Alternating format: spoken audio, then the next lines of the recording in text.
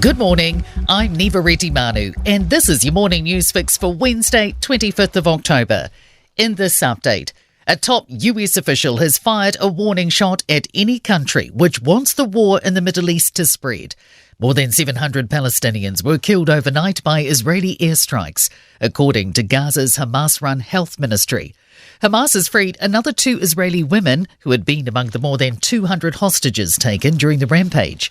US Secretary of State Antony Blinken says a broader conflict would be devastating. We call on all member states to send a firm, united message to any state or non-state actor that is considering opening another front in this conflict against Israel. Don't throw fuel on the fire. And geopolitical matters could see New Zealand follow Australia in having to deal with big jumps in fuel prices. Australia saw a 7% increase in petrol prices in the 3 months to September. The AA's Terry Collins says current conflict in the Middle East is creating uncertainty for producers, which they then bake into the prices. He says Iran becoming embroiled in the conflict between Israel and Hamas could create further problems. The Strait of Hormuz, of which a significant amount of Middle East oil has to pass through, is Iranian territory. So if there was some kind of issues that were created or conflict, then it would impact on the supply of oil from the Middle East. A report into offshore wind power in South Taranaki has revealed job opportunities. Taranaki Offshore Partnership is investigating the feasibility of a wind farm off the coast. A study from the group alongside New Zealand Trade and Enterprise has found setting up a farm could require hundreds to thousands of jobs. Continued maintenance of the farm could create up to 190 permanent jobs.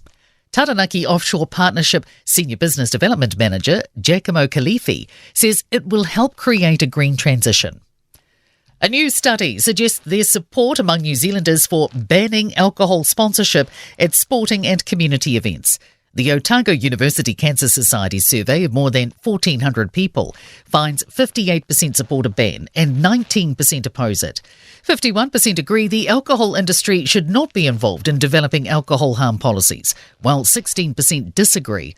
Co-author Professor Louise Signal says this is a strong mandate. Any government can be confident that the public's with them if they do introduce new alcohol reforms. China has removed its defence minister, the second ousting of a senior leader in 3 months. It raises questions about the stability of the leadership team around Chinese President Xi Jinping. State media says General Li Shangfu, who has been absent from public view for 2 months, was dismissed as defence minister and state councillor. And China also announced that Qin Gang, who was removed as foreign minister in July, was also stripped of his state councillor position.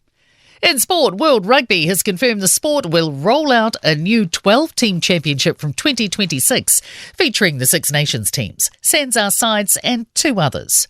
South Africa have overleapt New Zealand into second on the World Cup cricket table via net run rate after beating Bangladesh by 149 runs at Mumbai.